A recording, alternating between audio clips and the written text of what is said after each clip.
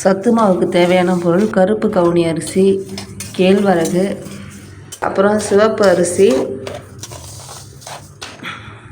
அதுக்கப்புறமா சோயா. இதெல்லாம் வறுத்து சத்து மாவு அரைக்கிறதுக்காக தான் வறுத்துட்ருக்கேன். எல்லாத்தையும் பொன் வறுவலாக வறுக்கணும். வெள்ளை மக்காசோளம், அடுத்ததாக கோதுமை,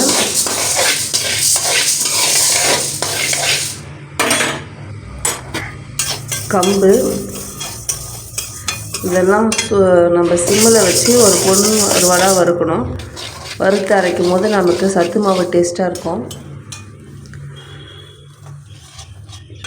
குதிரைவாளி, தினை, அப்புறம் கருப்பு மூக்கல்ல,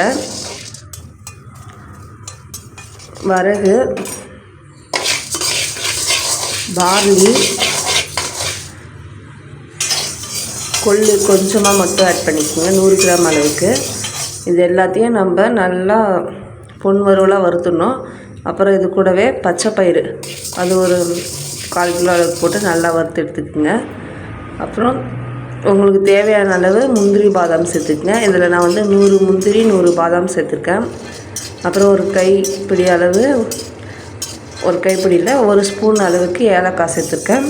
கடைசியாக சோளம், பாப்கார்ன் சோளம் இருக்குங்க இல்லையா, அது எல்லாத்தையும் வறுத்து இந்த மாதிரி உரத்தில் போட்டு மிக்ஸ் பண்ணி நல்லா ஆற வச்சுட்டு அதுக்கப்புறமா நம்ம மிஷினில் கொடுத்து அரைக்கணும்.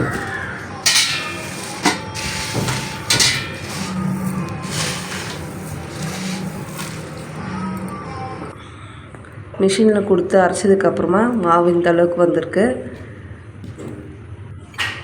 இப்போ நம்ம கஞ்சி போட்டாச்சு.